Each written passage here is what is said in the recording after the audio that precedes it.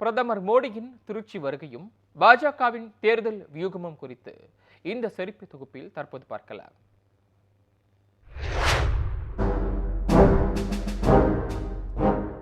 எனது தமிழ் குடும்பமே என்று திருச்சியில் நடைபெற்ற விழாவில் இந்திய பிரதமர் நரேந்திர மோடி பேச்சை தொடங்கினார். இதற்கு முந்தைய பாரதிதாசன் பல்கலைக்கழக பட்டமளிப்பு விழாவில் எனது மாணவ குடும்பமே என்றார். அவரது பேச்சினிடையே எனது குடும்பம் என்று அடிக்கடி குறிப்பிட்டார்.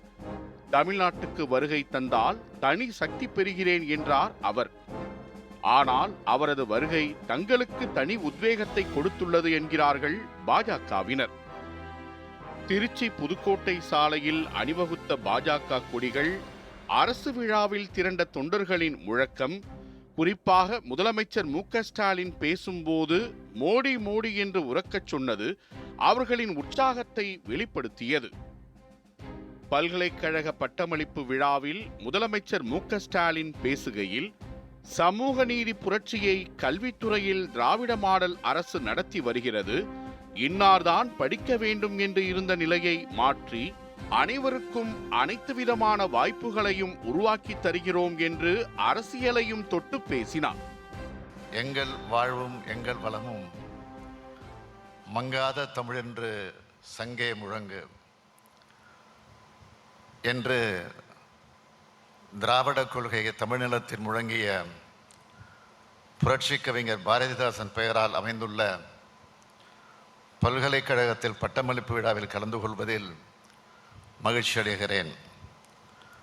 மாண்புமிகு இந்திய பிரதமர் அவர்கள் இந்த பட்டமளிப்பு விழாவில் கலந்து கொண்டு சிறப்பித்தமைக்காக எனது மனமார்ந்த நன்றியை தெரிவித்துக் கொள்கிறேன்.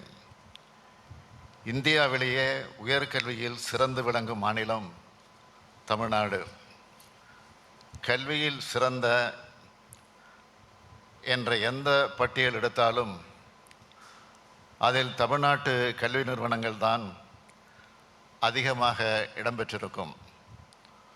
100 ஆண்டுகளுக்கு முன்னாடி நீதி கட்சி ஆட்சி காலத்தில் கல்விக்காக போடப்பட்ட விதைதான் இன்னைக்கு வளர்ந்து கல்வியை சிறந்த மாநிலமாக நாம் உயர்ந்து நிற்கிறோம்.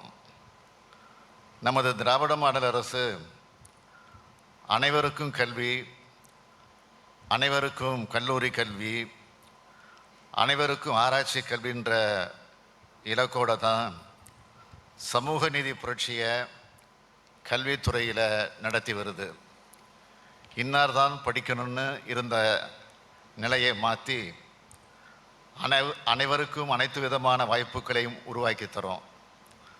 தொடர்ந்து விமான நிலையத்தில் நடைபெற்ற விழாவில் பேரிடர் நிவாரண நிதி, பெல் நிறுவனத்திற்கு பணி ஆணைகள் உள்ளிட்ட கோரிக்கைகளை பிரதமரிடம் முன்வைத்த முதலமைச்சர் மு.க.ஸ்டாலின், தொடர்ந்து கோரிக்கையாக வைக்கிறோமே என்று எண்ண வேண்டாம், மாநிலத்துக்காக கோரிக்கை வைப்பதும் மாநில உரிமைகளை நிலைநாட்டுவதும் மக்களின் கோரிக்கைகள் தானே தவிர அரசியல் முழக்கங்கள் அல்ல என்றும் முதலமைச்சர் விளக்கம் அளித்தார்.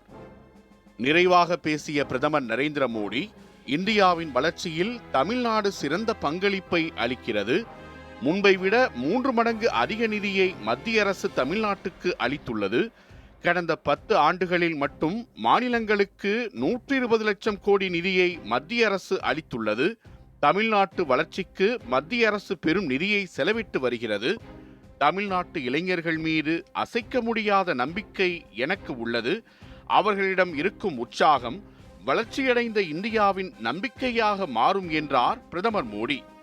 முதலமைச்சர், பிரதமர் இருவரும் அரசியலை லேசாக தொட்டு பேசினாலும் தொண்டர்களுக்கு அவை தெளிவாகவே புரிந்தது.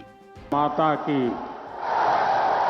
பாரத் மாதா கி, भारत माता की। तमिलनाडु के राज्यपाल श्री R.N. रवि जी,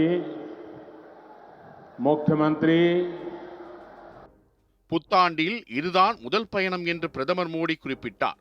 அது மட்டுமல்ல, பாஜக தலைமையிலான தேசிய ஜனநாயக கூட்டணியிலிருந்து அதிமுக விலகிய பிறகு தமிழ்நாட்டுக்கான அவரது முதல் பயணமும் இதுதான். திருச்சிக்கு வந்த அவரை பாஜக தலைவர்கள் மட்டுமின்றி முன்னாள் முதலமைச்சர் ஓ பன்னீர்செல்வம், தமாக தலைவர் ஜி.கே. வாசன், ஐஜேகே தலைவர் பாரிவேந்தர், தமிழக மக்கள் முன்னேற்றக் கழக தலைவர் ஜான் பாண்டியன், புதிய நீதி கட்சி தலைவர் ஏசி சண்முகம் உள்ளிட்டோர் சந்தித்தனர். அதிமுக கூட்டணியில் இருந்து விலகினாலும் நாங்கள் உங்களோடு இருக்கிறோம் என்பதை வெளிக்காட்டும் வகையில் இந்த சந்திப்பு அமைந்தது. அதேபோல் தேமுதிக அல்லது தேமுதிக வாக்கு வங்கியை கவரும் வகையில் விஜயகாந்த் குறித்தும் பேசி கூட்டணி கட்சியினரின் மனதை கவர்ந்துள்ளார் பிரதமர் மோடி. தமிழ்நாட்டில் மக்களவை தேர்தலுக்கான கூட்டணி, பிரச்சார வியூகம், தொகுதிகள் பகிர்வு உள்ளிட்டவை குறித்து கட்சியின் முக்கிய நிர்வாகிகளிடம் பிரதமர் கோடிட்டு காட்டியுள்ளார். பிரதமருடனான சந்திப்பிற்கு பிறகு கட்சியின் மாநில தலைவர் அண்ணாமலை, அமைப்பு செயலாளர் கேசவ விநாயகம் உள்ளிட்ட முக்கிய நிர்வாகிகள் பங்கேற்ற மாநில செயற்குழு கூட்டமும் நடைபெற்றது. இந்த கூட்டத்தில் நாடாளுமன்ற தேர்தலுக்கான வியூகங்கள் தொடர்பாக ஆலோசனை நடத்தினர். பாஜக தலைமையிலான கூட்டணி வலுவாக அமையும் வெற்றி வாய்ப்புள்ள தொகுதிகளில் கடுமையாக பணியாற்றி தமிழ்நாட்டிலிருந்து இம்முறை மக்களவைக்கு பாஜகவினர் செல்ல வேண்டும் என்றும் கூட்டத்தில் அறிவுறுத்தியுள்ளனர். தேர்தலுக்கு இன்னும் 5 மாதங்கள் உள்ள நிலையில் மத்திய அமைச்சர்கள், தேசிய தலைவர்களின் வருகை இன்னும் அதிகமாக இருக்கும் என கமலாலய வட்டாரத்திலிருந்து தகவல்கள் கசிந்த வண்ணம் உள்ளன. Joe Maheswaran, news 7 Tamil.